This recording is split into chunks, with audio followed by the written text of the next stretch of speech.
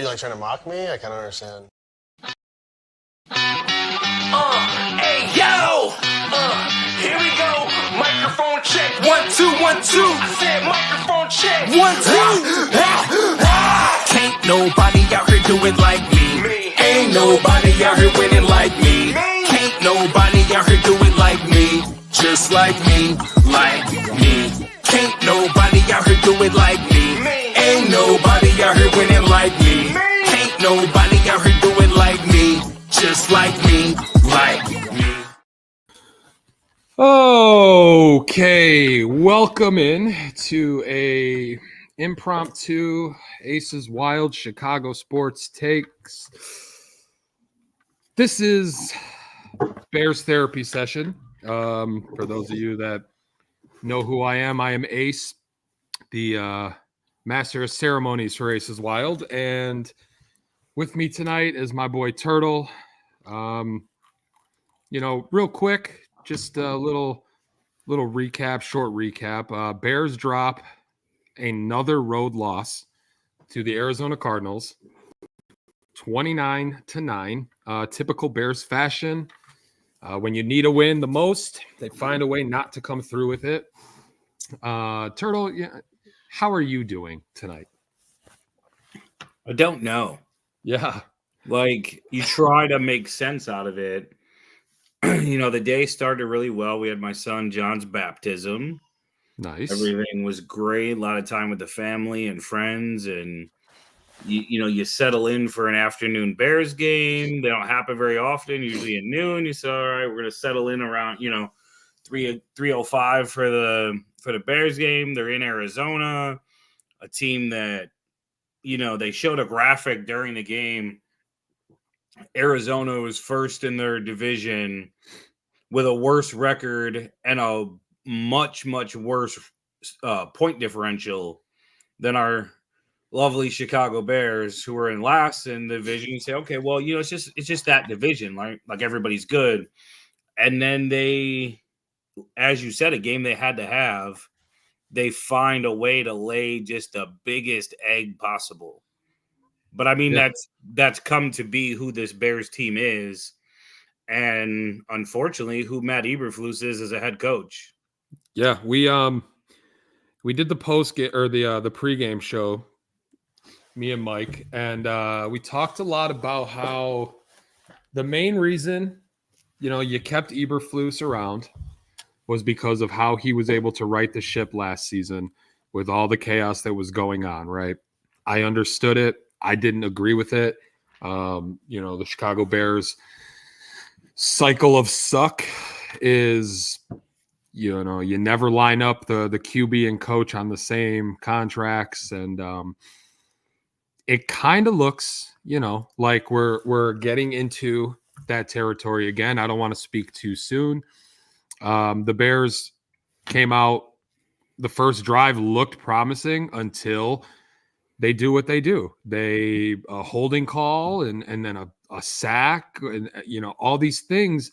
You move the ball really well and then you shoot yourself in the foot, self-inflicted wounds, and then you find yourself in a 3rd and 15, and they're not equipped to handle that kind of a yards deficit, especially as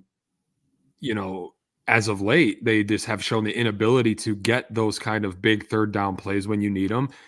And then, you go and you punt because you're out of field goal range, and now you're giving the ball back to them. Kyler wasn't great today. He wasn't terrible, but he wasn't great.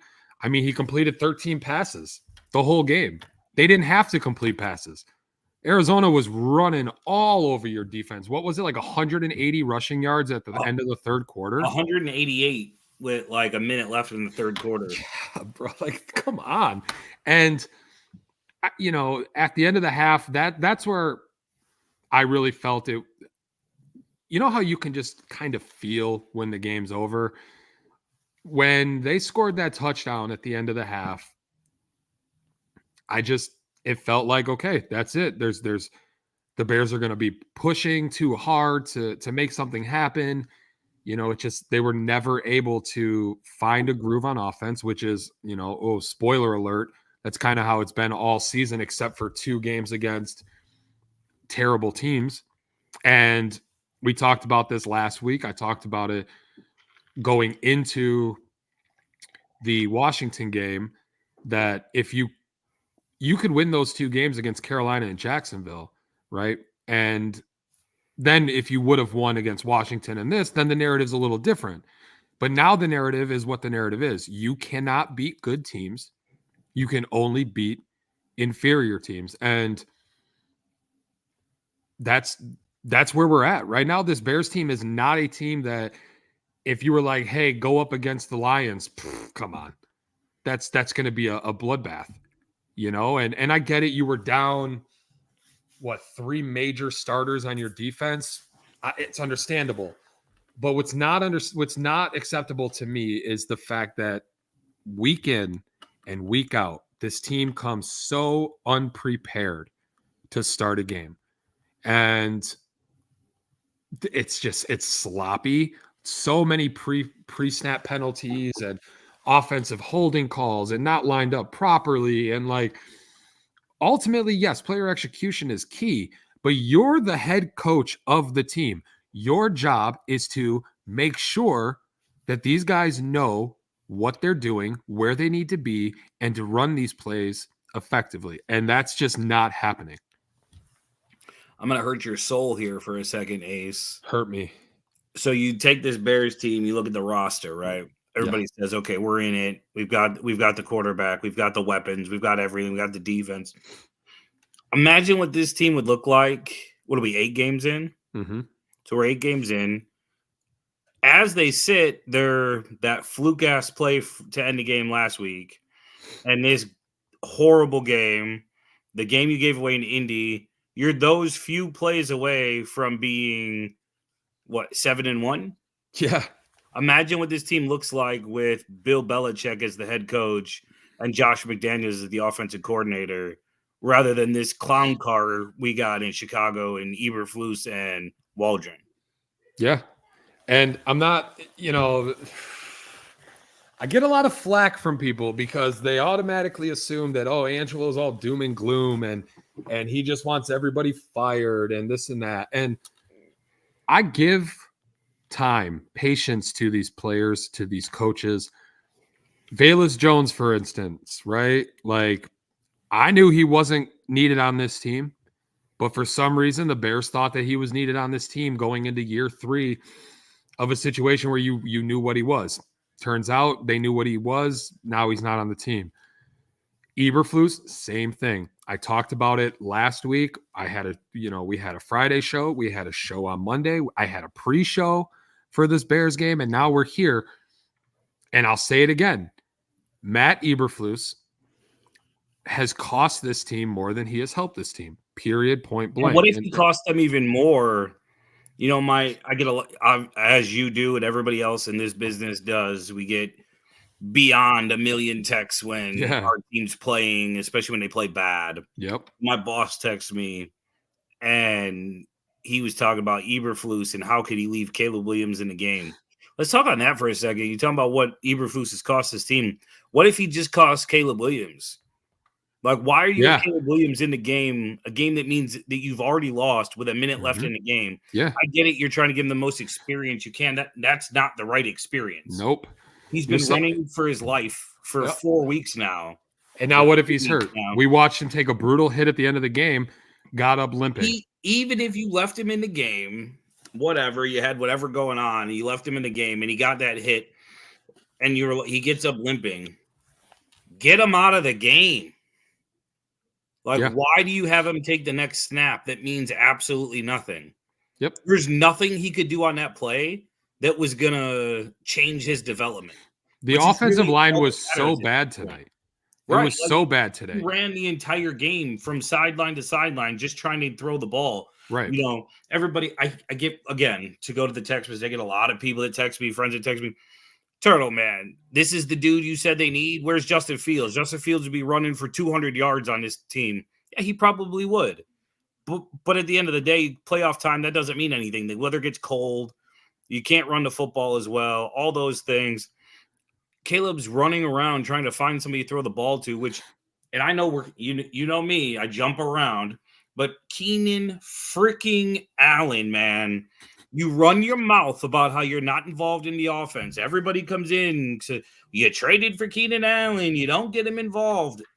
7 targets and 2 catches at one point in this game, 3 that were easily drops, and maybe more than that, but 3 easy drops. Like, come on, man. Like, Keenan Allen has to be better. You know, they really, really, really. Another text from my boss. He said, I can't agree with him more. They really miss Montez Sweat today. Yeah. You know, but it's a shame. Like, you know, everybody gives Ryan Poles a lot of flack for giving up a 2nd-round draft pick to go get Montez Sweat, and then not, you know, everything else in the second they gave for Chase Claypool, blah, blah, blah. Look at the difference Montez Sweat has on this team. We think that we have all these edge rushers, and we're like, you know, even Mike came on with us last week, and he said, I don't think they need another edge rusher. Look at the production you're getting out of this guy and that guy and this guy and that guy. And he's right. Look at the production you're getting out of everybody until there's no Montez Sweat to take his attention away. Right. Like, yeah, they got to Kyler Murray a few times. They did. They got to him. They brought him down. Absolutely. But the key plays, the plays that matter, where are you at? Stopping the run, where are you at? Yeah. You know, until that little 5-yard run that he had with the little short, quick slide that he did for the first down, he had 0 yards rushing, Kyler Murray. Like, if you told me the Bears were going to give 188 yards rushing through 3 quarters, I'd have told you Kyler Murray had 100 yards rushing. Yeah, for real. Like, you know, there's just, and to circle all the way back, I know I'm jumping around. I'm very heated right now. Yeah. But to go back to Eberflus, there's, you know, I said last week I defended him to the end of the earth last week. But you played fair devil's advocate for him. But I also said at the end, he's lost the benefit of the doubt now. So now you go into today. Let's look at today. The run with 10 seconds left in the first half. The play, a couple plays before that, where they give up again. They're in that soft prevent defense and give up a chunk 10, 12-yard play where they get the first down and run out of bounds, and it sets up a 53-yard touchdown to the 3rd-string running back.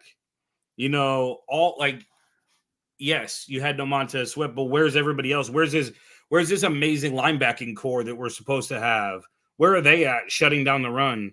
You know, especially in Eberflus' system, the linebackers are the one that stop the run. You're coming with a 4-man trying to get pressure on the quarterback, and the linebackers are cleaning everything up. Where's that at? Right. Like, you know, Jaquan Brisker, he's been out for a month with a concussion. That doesn't bode well for him for the rest of his career. No, definitely not. So now you've got a guy that loves to play physical that maybe he can't play physical. Right. You know, you got Byard playing great, but he's way closer to the end of his career than he is the beginning.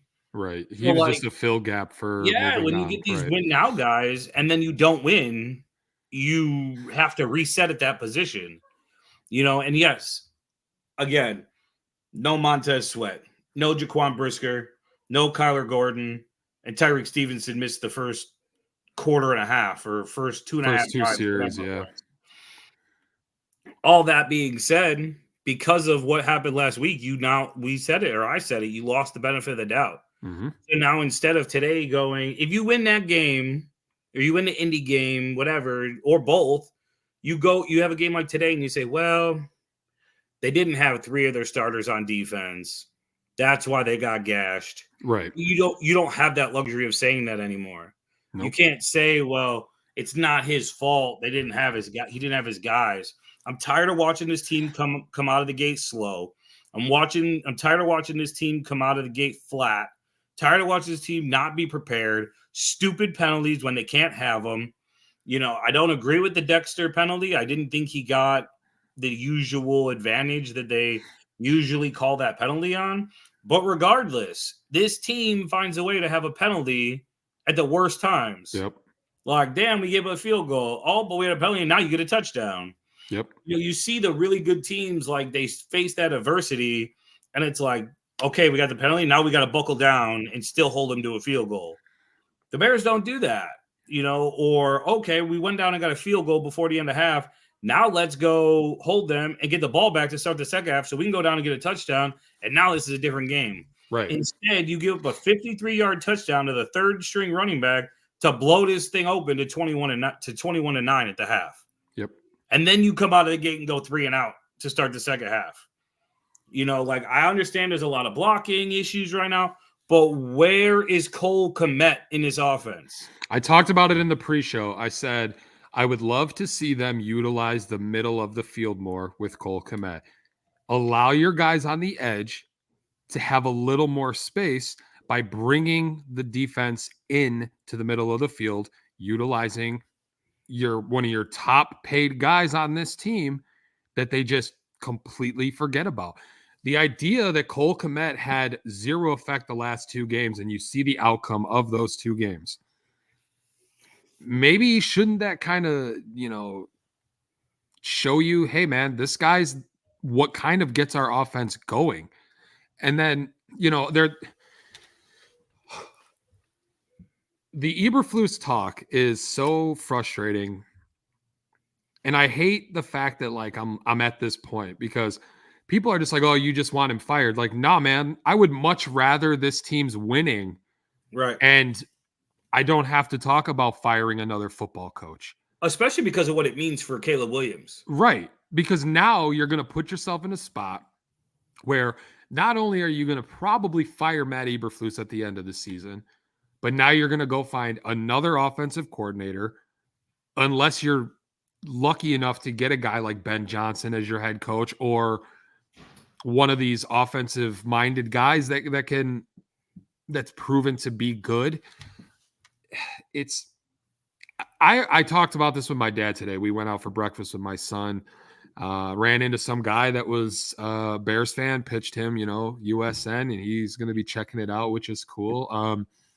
But I talked to my dad, and it was almost like, I wonder if Poles has his mind kind of already in the direction he wants to go with Eberflus, and if the divisional games are what's going to sway him in that decision. If you come out, God forbid you lose against New England, and now you go and play Green Bay, and if you lose to the Packers and then the Lions, oh my God, the wheels are off this. That's worst case scenario. It depends what games you lose to them, right? Right. Obviously, if you go 6-0 in the division, right, that means you're at 10 wins. You're probably going to make the playoffs because the NFC is not very good this year. So now you're talking about 10 wins probably is in the playoffs. If they make the playoffs, unfortunately, Eberflus is going to be back. Right. I don't see a scenario where they make the playoffs and Poles says, well, we're moving on anyways. Realistically, though, I don't think that this team makes the playoffs. I think they're trending more down. I mean, at this point, it's hard for you. Like, let's just look at the next game. Like two weeks ago, it was a guarantee that they were going to run through Arizona, run through New England, and then they were going to, you had a Washington team that had a hurt Jaden Daniels. You thought, okay, we probably beat Washington, but we're definitely going to beat Arizona and New England, and then we'll go into our division play and we'll just hope for the best. We're already at 6 wins, and we're just trying to win. Even if we split all 3, that's 9 wins. You just have to find one other win. Now you look at the schedule and you go, I don't know that they beat New England next week. Yeah, not if they play the way they've been playing. Like, this offense is stuck. Yeah. It's stuck in neutral. Like, you have some plays that look good. You do some things. But at the end of the day, it's not enough. And you make plays after the game is out of hand, and defenses are laxed up now because now they're just kind of on cruise control. Yep. Like, the Bears are really good at making the stats look better than they are.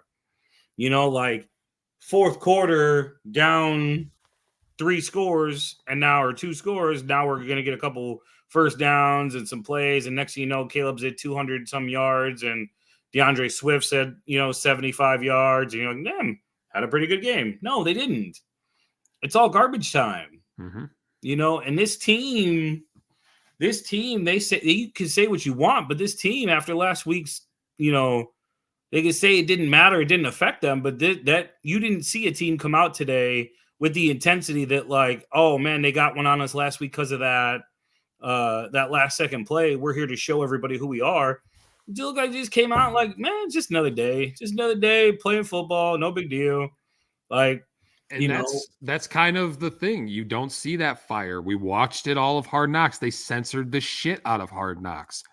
We want to project this image of a family-friendly cookie cutter organization that doesn't have any mean guys on it. Well, dog, it's football. Well, and I'll tell you, like, to take it a step further, from what I heard and talked to some people that are around the Bears on a regular basis, it wasn't censored. That's who the Bears are. Matt Eberflus, the whole team is a team of guys that they're not, the out of control, swearing left or right type intense guys. Like, I understand Matt Eberflus is an intense guy. If ever there was a time to be intense, it's now. Yeah. Like, where were you when this game was in the first half and your team's getting run all over? Like that, if nothing else, your calling card is, I have a great defense. He hangs his hat on the fact that no matter what, the defense is going to play well. I don't care if you're missing starters or not. Your defense needs to show up. It's not like Arizona is the best offense in the NFL. Nope. You've got Kyler Murray, who is a very streaky quarterback, and it's proven you get to Kyler Murray, he doesn't play well. You've got Marvin Harrison Jr., who is taking a very long time to adjust to the NFL. And a bunch of role players. I do like Trey McBride. But other than Trey McBride, a bunch of role players. And so if you're missing your starters, I'm sorry, you still have to make an impact. You still have to be able to shut this team down when you have to. Even drives where this team, you see the good teams, they give up long drives. But then when they get to third down, they get off the field. Yeah. This team, they get to third down, they give up the big play. Like they play better on first and second down than they do on third. Right. A team run, they stop, a 2-yard run, a 3-yard pass, and then a 14-yard pass on third down. Yeah. Or, a run in short yards, whatever the case. They just find a way to not be able to do the things they need to do when they need to do them. And that is a 100% reflection of Matt Eberflus as a head coach. They don't ever come out overly excited. They don't ever come out amped, ready to go, full of intensity. This team does not ever get going till the game is already partway in and they're on their heels already. Yeah. And this offense, you said it, it's stuck. Like, you had a couple big games against 30th ranked defenses. Like, is that a big game then? Or is that just you doing what you should be doing, And then you come out against Washington, that's not a top end defense. They're a bottom third defense. And then today, a bottom third defense. Like, it's very alarming. And there's, people tried to downplay it when Jackson Smith came out at the end of the season when he was asked about the Bears hiring Waldron as their OC. And he said, good luck. Like, and I get it. He did a lot for Geno Smith, resurrected his career. But now you're in a spot where it's not working. So here's my thing. And I thought long and hard about this today as I was watching the Bears game. I am not ready to say this is Shane Waldron's fault. I look at what he did in Seattle. Were they world beaters? No. But they still were an offense that put points on the board and always was an offense that was able to move the football and be competitive in the games they're in. You see this offense now, and the ball doesn't move. And there's a lot of blame to go around. I don't know. Like I said, I'm not ready to say that Shane Waldron, it cannot be. He's proven he can be an offensive coordinator. Like, he's not new at calling plays. Like, he's done this before. Right. Where offenses were successful. Like, but we're not going to get a chance to find out because Eberflus is going to be gone. Yeah. There's no other way to go about this. Eberflus is going to be gone, which means Shane Waldron will be gone as well. Yep. And, some of it goes on Caleb. Like, there's throws that Caleb is missing. Agree. He's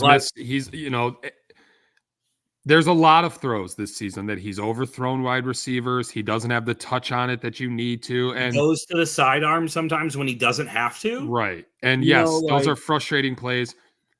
but they're all But rookie also, plays. right, they're rookie Like, plays. correct. Like we expect to see those. And, that being said, I've seen plenty of plays from Caleb Williams this year that still makes me believe he is who we thought he was when we drafted him first overall. No pun intended.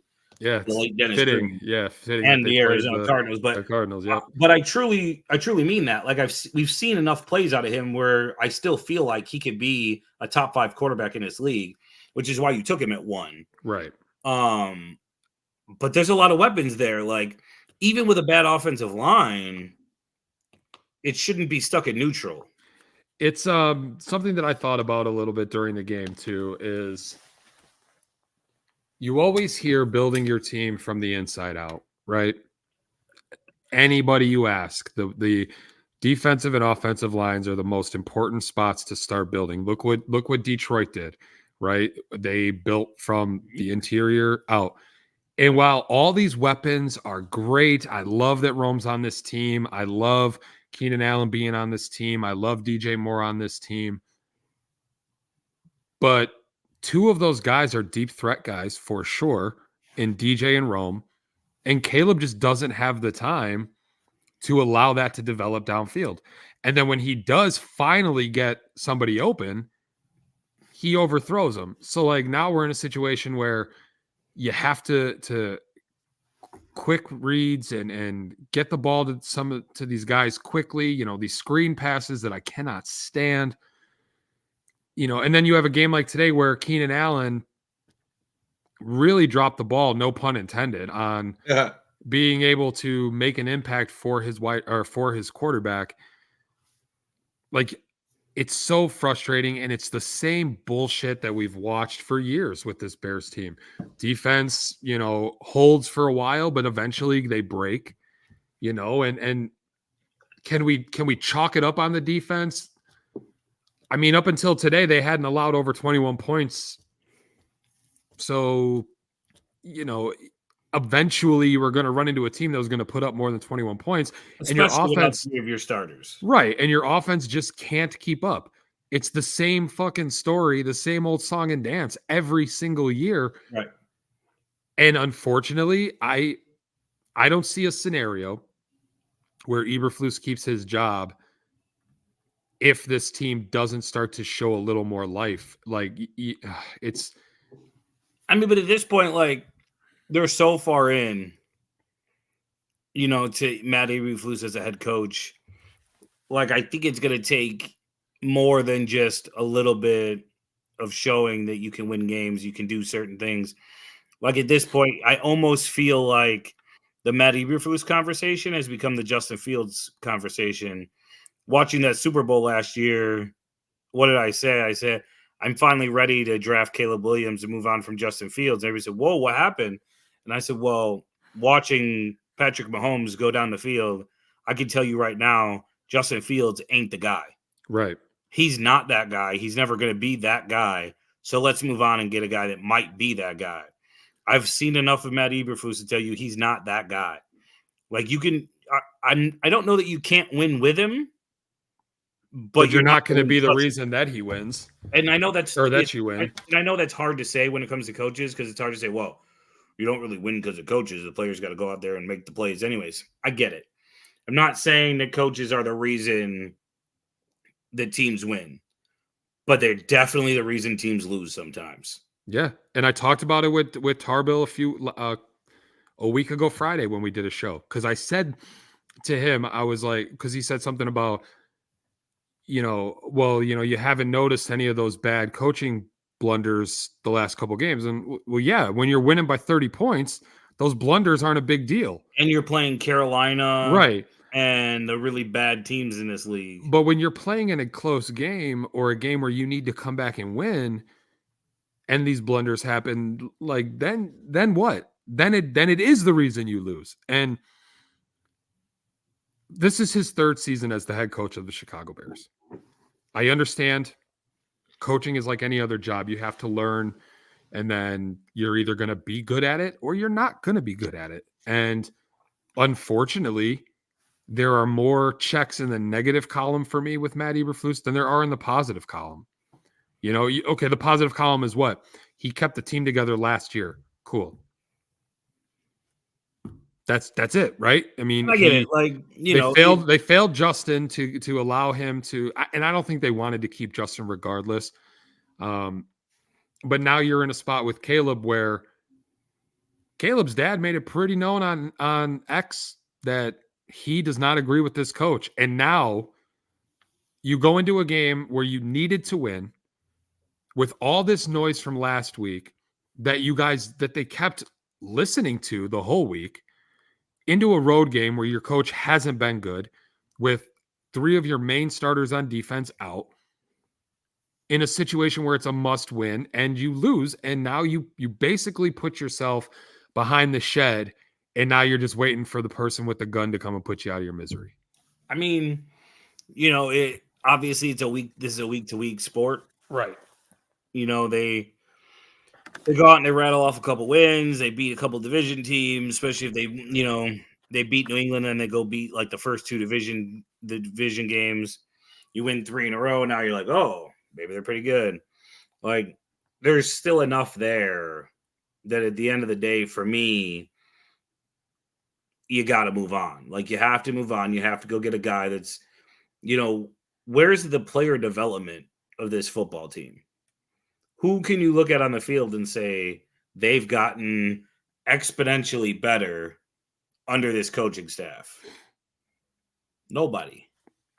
I mean, the defensive side, maybe there's a few guys in Brisker and Gordon. Like who can you say has gotten that much better that they weren't already? Right. That's the thing. Like Montez Sweat was already a monster. Right. Maybe Jalen Johnson. But again, like, how much is that the coaching staff?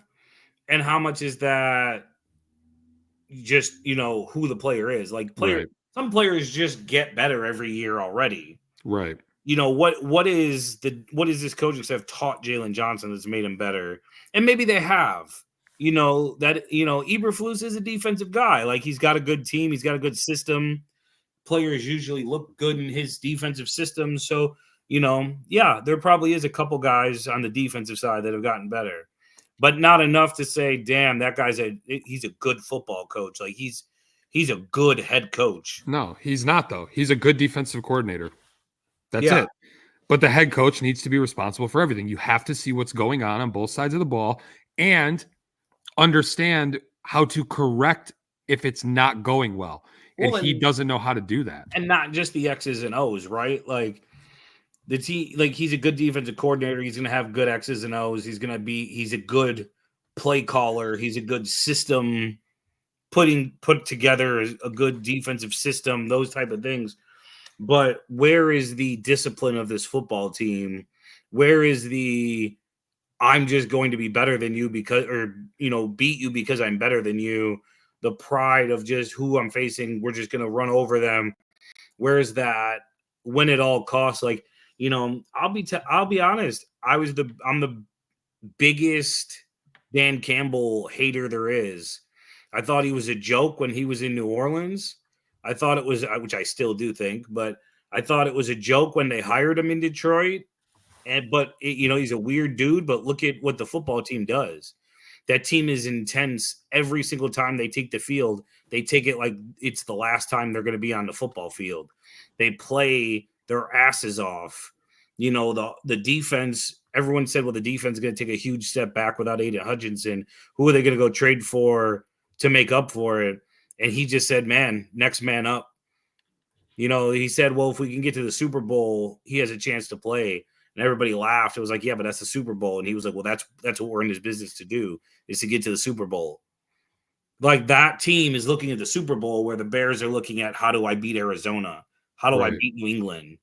Right. There's a different, it's that different level. Like the Chiefs. Everyone's like, oh, the Chiefs are coming out slow and they're not looking at like the Chiefs. Like, yeah, because the Chiefs don't care about the regular season. Well, and it's honest, right? Like, look at the Chiefs. I told my wife the other day, I said, the Chiefs aren't very good this year, but they're 7-0. Right. Like, Patrick Mahomes has not played well this year. No, none of them have. No one has played good, but they know how to win football games. Right. And certain coaches, that's just what they, everyone laughs at Mike Tomlin because he's not, the Pittsburgh hasn't been very good over the last few years, but he never loses, it never has a losing season. And everybody laughs at that stat every year, but that stat means something. Right. Like he takes a team that's not very good, but he finds a way to win more often than not. Right. That's what a good football coach does. That's what a good staff does.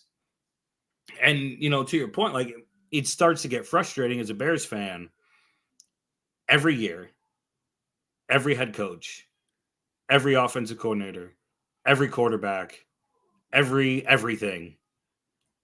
Always the same thing. Yeah. Always. And the biggest concern for me is now, obviously, I don't think Caleb's seriously hurt. I would have heard something by now. You would think you would have heard right. By now, something would have come across that he was even if there was a hurt. chance that he was right. So hurt. Maybe they got lucky and he escaped getting seriously injured in a situation that he didn't have to be in. That's on the coach too. But now you're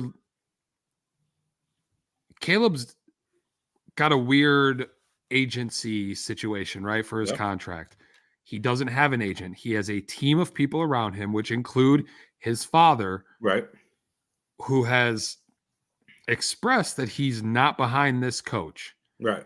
So now you're going to put yourself in a situation as a general manager where now, like, okay, if we re-sign Flus, we're going to piss the quarterback off.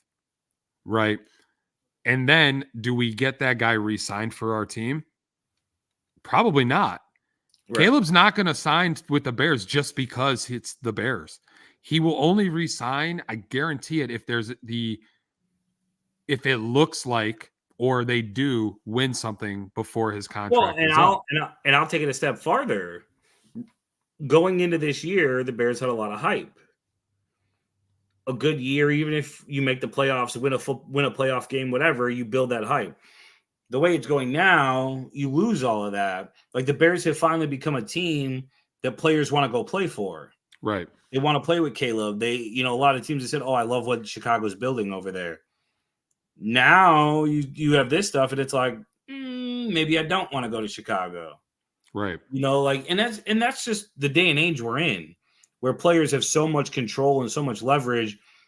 You hear now players want the deadline. Players want to go get traded to Washington. Where you don't hear that about Chicago anymore. Nope. And everything going on. Everyone's like, maybe I'll just wait and see what happens or how it plays out over there, and I'll make a decision in the offseason. Yeah. If this goes the way you just laid out, you're going to have guys that are going to call Caleb, and they're going to be like, dude, I want to run with you. Should I come with the Bears? Pump the brakes. I may not be here too long. Right. Then what? And especially today's day and age where trades are, I want to trade left and right. What's stopping Caleb Williams from the offseason going, you know what? You just re-upped Matt Eberflus to an extension. Shane Waldron's the coordinator here. Nah, I ain't down with this. Let me get out of here. Go ahead and work out a trade for me because I'm not reporting. Right. Like he's that dude. Like he's a different. He wants to win. He's a different kind of dude. We heard about it from his contract negotiations that they asked for a lot of things that just some of them that just aren't allowed, and other ones that nobody's going to do, but they asked for them. What is stopping him or his father from saying, "Hey, we want to trade. We want to see what's out there. We want permission." This is a completely uncharted territory in sports. You got guys with these college deals. Caleb was one of those guys, big money in college, right? He has money even before he got to the NFL. Right. So what, you're going to fine him for not showing up? And I'm not saying that that's what's going to happen because we're not saying that but it's other avenues that I think really need to be looked at if you decide to stick with this coach. Correct. It's just all things that could play out down the road if this team takes the approach that, well, he's good enough.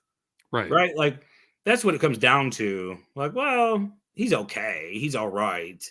Like, no, I don't want Let's not forget that there was a 14-game losing streak Right. on Matt Eberflus's record. Regardless of where your fucking team was built Correct. for or not, Correct. you still lost wasn't 14 It games wasn't in a a row. 4-game losing streak. Right. It was 14.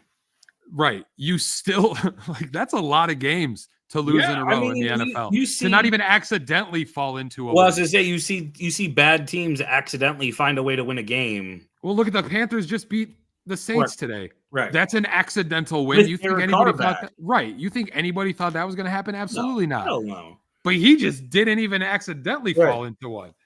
You know, and then you add that on top of the now, what is it, 4 games in historic fashion that you've lost when you had a 90% or better chance of winning in the Right. fourth quarter. That's also a massive red flag. Yeah. The ability to, against the Texans, you watched him call 2 terrible challenges. Mhm. Just the other game, he didn't know that he was supposed to go for 2, so they had to call a timeout so that they could get their 2-point unit out there. Like, it's just these things, one after another after another. Well, it's like, he says these things, whether, and we said this last week, whether it's him, covering for other people or what it is, you hear him say these things all the time, like the 2-point conversion. Oh, we just need to have better communication there. We need to call a better play there. Oh, we need to be a little more disciplined there. Oh, we need to execute a little better there. At the end of the day, bro, all that's on you. right. Like if I went to my boss and the same problems were arising and I'm like, oh, well, I just need to do this better, or I need to do that different, or I need to do this different. And it doesn't get better. Then after a while, it's just a bunch of hot air coming out of my mouth. Right. Well, like last week, I was at work and we were talking about it, and somebody was like, man, why are you tripping like this? It's the night closer. It's this, it's that. It's like, dude, at the end of the day, I'm responsible for all of this. Right.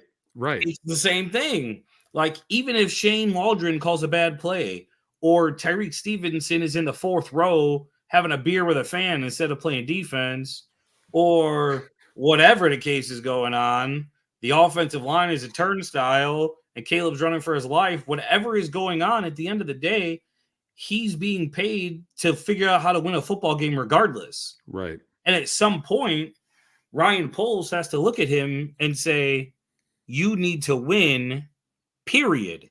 You need to win no matter what. The offensive line isn't playing well, figure it out. Right. The defense doesn't have 3 starters, figure it out. You gave away the opportunity to lose these games by losing to the Colts and losing that game last week. You gave away that opportunity to have a misstep here or there along the second half of the season by losing the games you were supposed to win. Yep. And they have nobody to blame but themselves. They're in the position now they're in because of the way they performed and the way they run this franchise. Yeah. And now you're sitting in a spot where they moved on from Justin. Why? Because they felt that he wasn't the guy to get them over the hump to be winners, right? You move on from guys like Chase Claypool when you make a mistake. Well, now Ryan Poles has to, he needs to, right. Poles has to look in the mirror and be like, okay, put my emotions aside. Sometimes, man, it's like any type of relationship. You could have the best feelings for somebody, but like if they're not contributing to what you need them to contribute to, what is the point? And ultimately, you have to move on. And if this dude's not going to be able to get this team playing at a situation where they're looking competent, because right now they don't look competent. They just look like a mess going out there every week. And I think Turtle froze, which it's okay. Maybe he had some eye pain. But, I was kind of getting to the end of the show anyways. It's frustrating right now. The Bears, 2 weeks against the Panthers and the Jaguars, we go into the bye week and it's seemingly like it's going to be roses. And then you come out and drop 2 games in a row that realistically were games that you should have won. I get it, a Hail Mary pass against Washington. It is what it is. But games like today, against an Arizona team that's not a great team. And now you go and look at situations where the competition's going to ramp up. Yeah, you play New England, but then you go and you play the Packers and the Lions and the Vikings and the 49ers and the Seahawks. Like the competition gets harder. And if you're struggling with the teams you just lost to the last 2 weeks, what positives can you look at from those 2 games and say, oh yeah, I see a road to victory against those other teams? Yeah, I mean, especially as you talked about teams when you go through, going through the schedule, New England. Okay, yeah, New England seems pretty easy. You don't think they'd have a whole lot of problems with New England, Right? but then Green Bay, Jordan Love probably is going to be fully healthy by then. Team puts up a lot of points as it is. No room for error for your offense to not put up points because they're going to score points.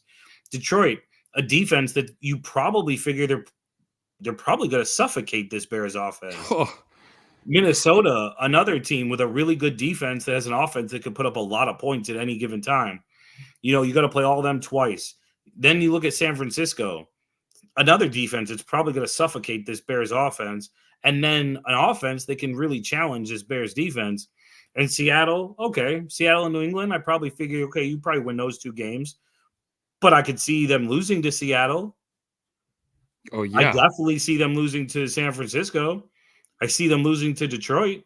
I see them losing. You may be able to hang in there at Minnesota, but I could easily see them losing to Minnesota. Like now, you're talking about what if they win 2 games the rest of the way? Now you win 6 games this year, and you won less games this year than you did last year. Mm-hmm.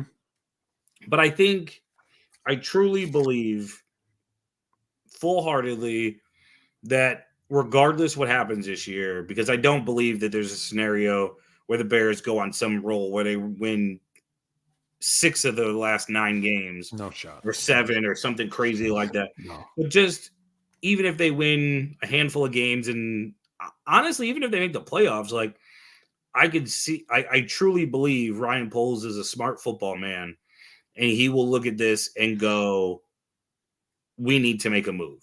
And I believe that at some point last year, he knew he was moving on from Justin Fields.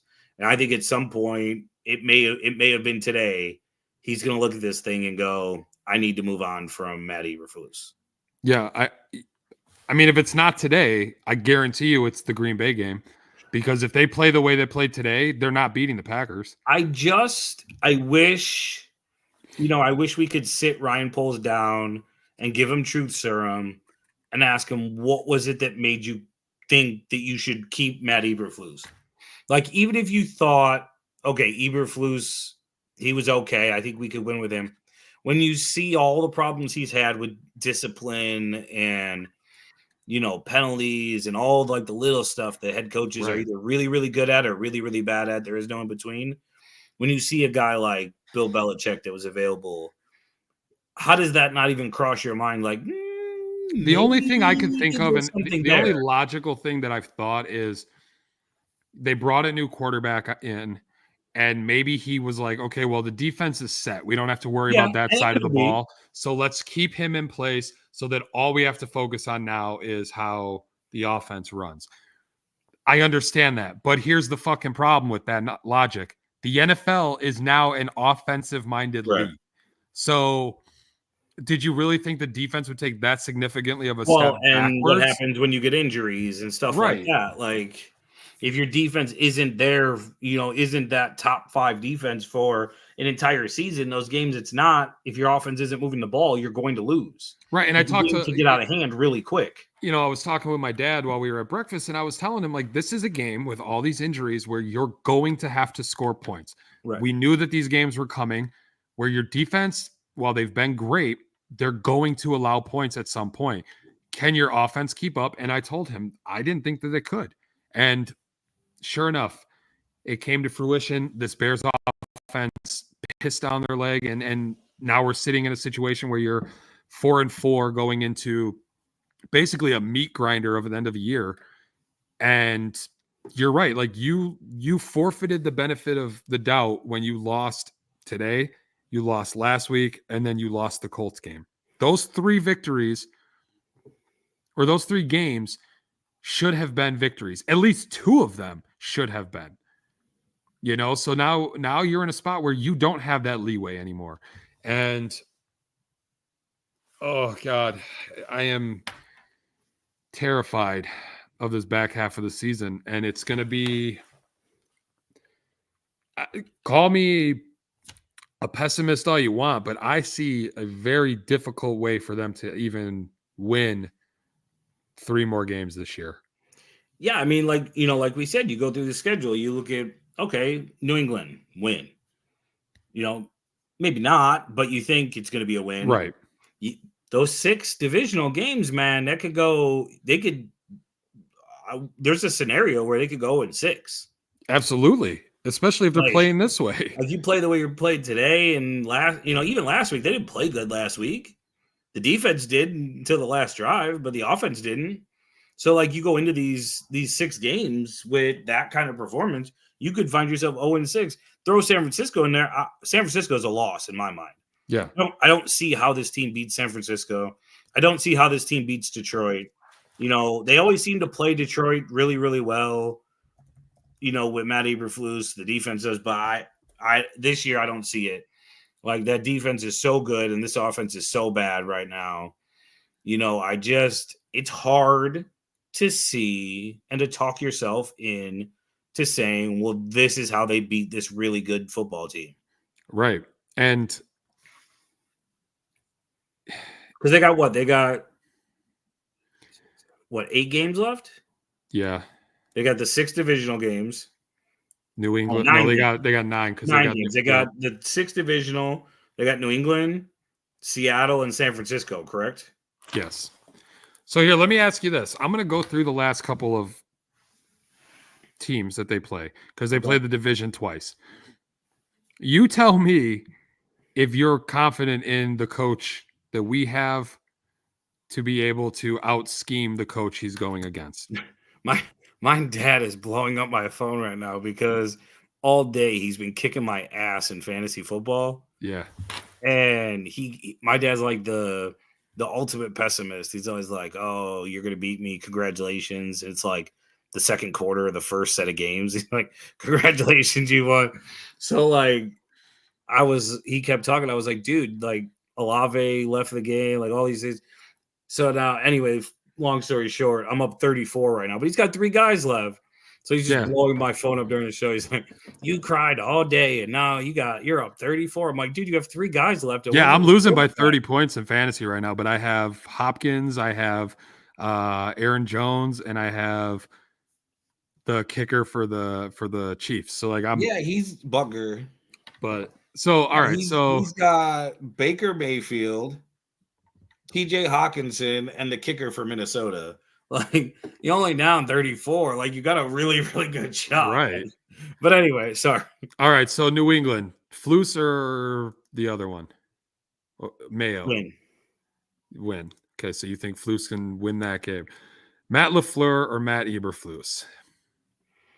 We just talking about who wins the game or who's a better coach? Who's the better coach? Oh, who's a better coach? Yeah. LaFleur. Okay.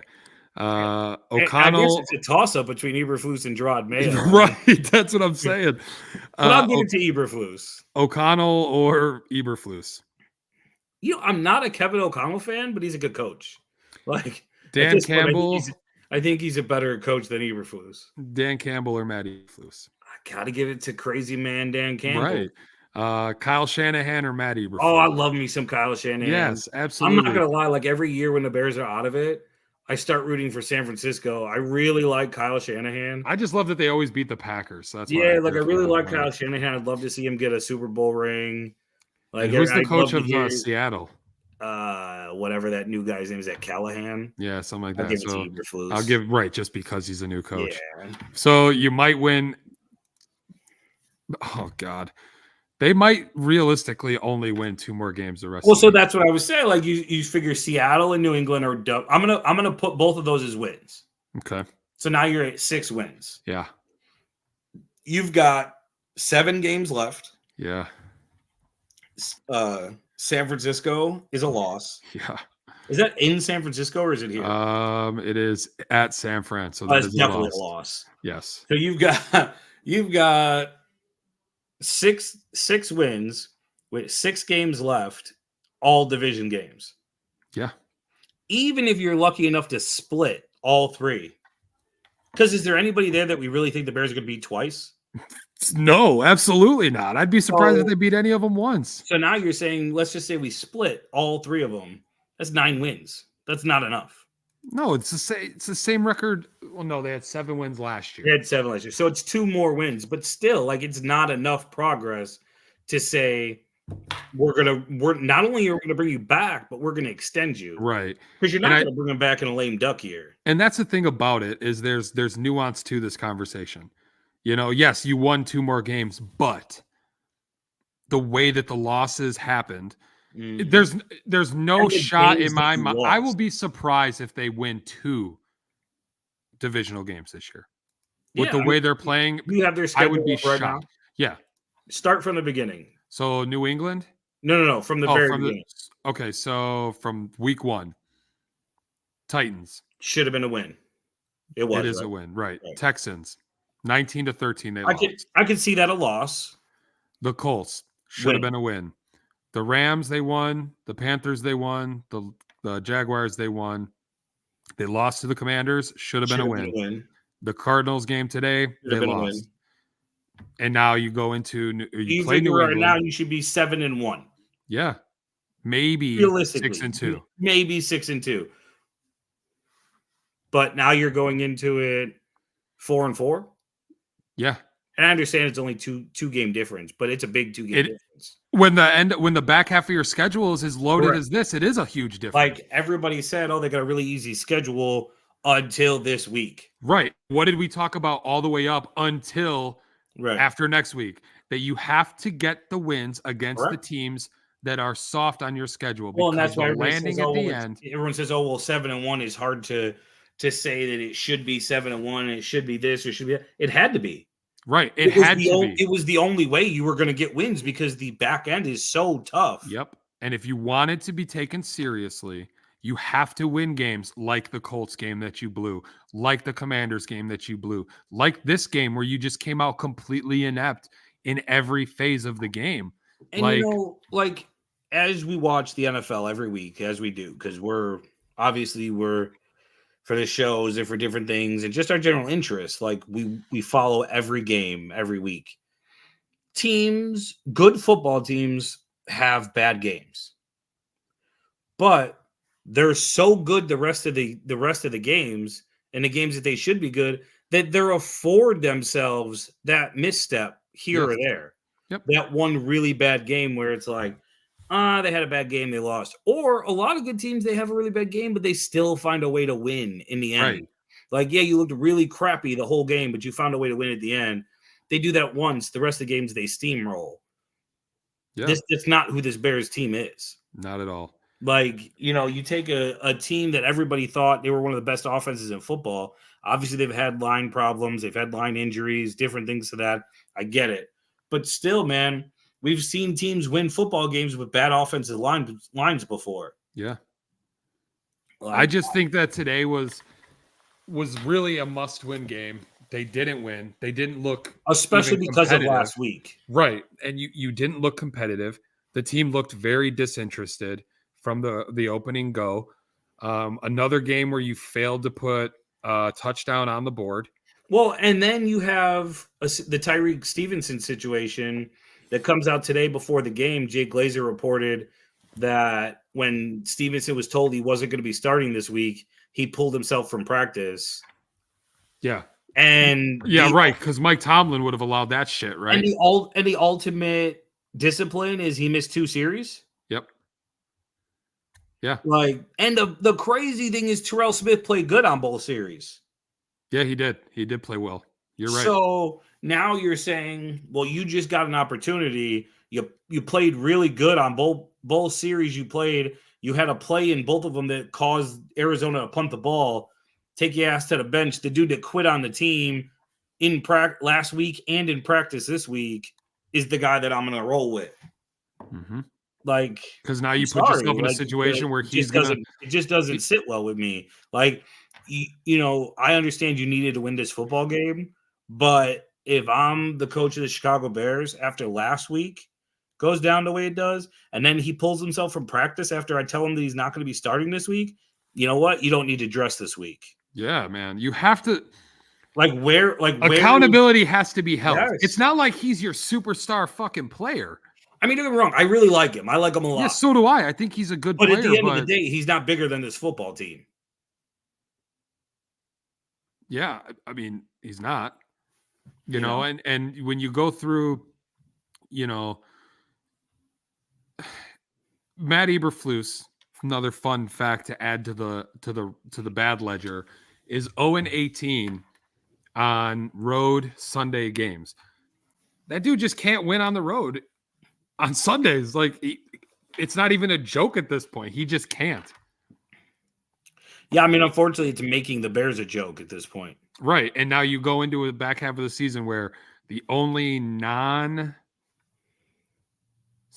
away game is, technically, okay, you have a Saturday game against the Packers to end the season, a Monday night game against the Vikings in Minnesota, and Detroit on Thanksgiving. And my Thanksgiving is going to be those ruined. are all W's, is what you're telling me. Well, I mean, yeah. As long as we're not on Sunday nights, we shouldn't have a problem, right?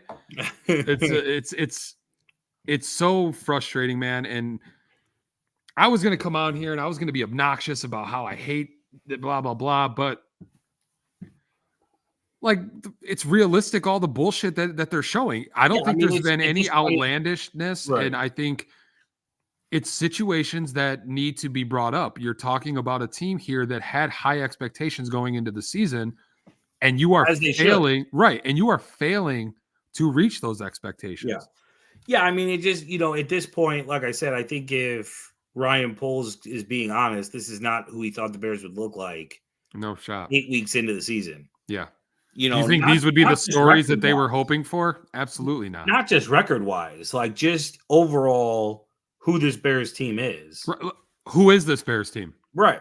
At any Turtle, moment, tell me, who is this Bears team? What do they do well? Any day that they, I'm not trying to be funny, but any given Sunday, they could come out and have no offense at all.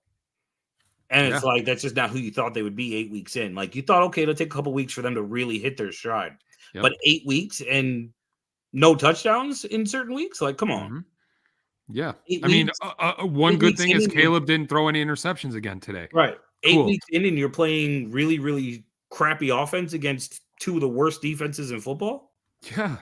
Like, and those are the things that it just can't be. Like, it has to be better. They have to be better. He has to be better. And, there's a lot of flack, a lot of people, again, to the Texans, a lot of people, you hear it all too, random comments. I think Ryan Poles gets a lot of heat that isn't deserved. Like, again, yes, he's the GM, so everything is on him. Mm-hmm. Even more than Eberflus. Everything is on Ryan Poles. But, like, I hear people all the time that, I get these stupid, and I know you do too, but I get these, especially living in Wisconsin. Yeah, man. But I get these stupid, like, the petty texts, right? Like, the Bears lose, so then it's like, oh, I bet you wish you had Justin Fields now. No, I don't. Like, oh, Ryan Poles made the wrong choice. He should have stayed with Justin Fields. No, he shouldn't have. Like, right. Justin Fields just lost another job.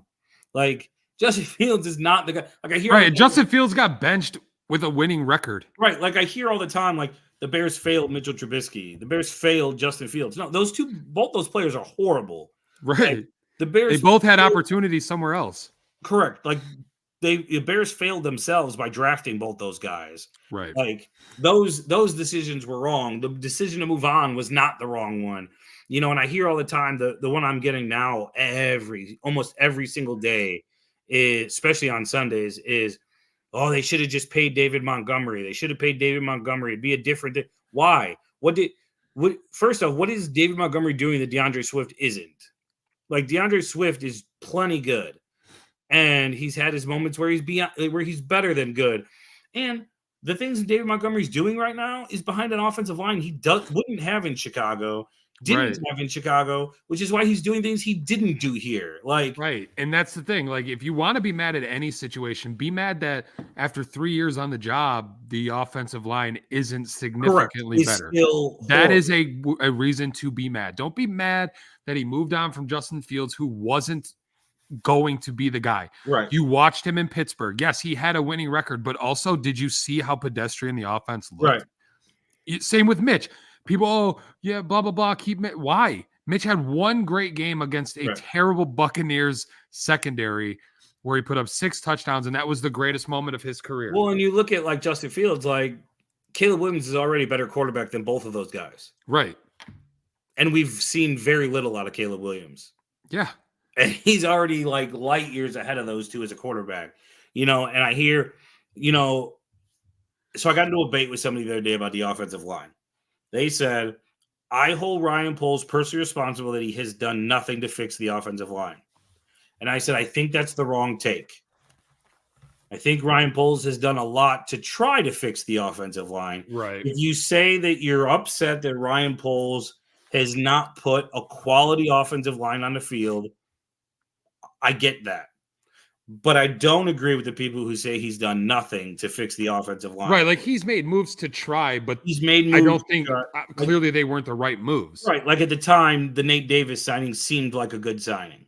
Right, and then you hear after they sign him all the stories coming out of Tennessee that dude didn't like to practice, that he would take time off just to, not have to be okay. Cool, yeah. So that's a mistake. What they do? They bench the dude. Right. Then nobody likes the trade for Bates, and nobody likes the signing of the other guy from the Rams. Was it Sheldon? Yeah. Like, you may not like him, he may not be playing well, but he's a guy that the Rams won the Super Bowl with. Right. So, they weren't like these splash moves, but they were moves that, if they worked out and they were decent moves, they didn't have to be great moves. But think about it, if Nate Davis just shows up and wants to play football and is a decent right guard, and Bates or Sheldon show up and they're just an average guy, like, you've got a decent offensive line. Like, you've got Darnell Wright, Tevin Jenkins, these two guys that if they're just decent, and Braxton Jones, it's decent. Like, you've got a good enough offensive line to win football games with. Unfortunately, Nate Davis has turned out to be a piece of crap. Right. As, I don't want to say as a person, but as like his character of who he is as a football player. Shell has turned out to be a turnstile, not able to block anybody. Right. Braxton Jones got hurt and hasn't looked good at times this year. Like, then he did draft the kid from Princeton. Amagaji. Yeah, that guy. Yeah. He can't stay healthy. That's the problem right now. Right? And he looked horrible when he was in there. Right. So it's like, yeah, he's made moves. Yeah, they're bad moves, but it's not. You can't say that he's done nothing to try to fix it. Yeah, it's just Packers suck. It's a situation that fortunately we find ourselves in too often, and I'm still mad at Keenan Allen. Yeah, I mean, like I said, it was a total cluster of a wherever they could fail today, they failed today. Yeah, I said today he literally let down his quarterback today. Yep, but if we keep going, we'll talk for another 4 hours about the Bears, and usually we try to hold it to an hour. So, thanks everybody for watching, tuning in. I know, after a Bears loss, it's never an easy week, but hey. At least the holidays are here, and now we get to watch the Bears destroy everybody's holidays too. So it's business as usual, really. What are we worried about? On to New England. Let's hope that's the mindset. It's on to New England regardless. Well, right, but let's hope that's the mindset they have this week instead of fucking playing into the narrative of all these side quests that they had this week. Yeah. Make sure you guys go like, subscribe, all of our pages. YouTube, Facebook, X, all that good stuff. We'll be back sometime next week, probably closer to Friday. But we definitely thank you guys for tuning in, and Go Bears. Go Bears.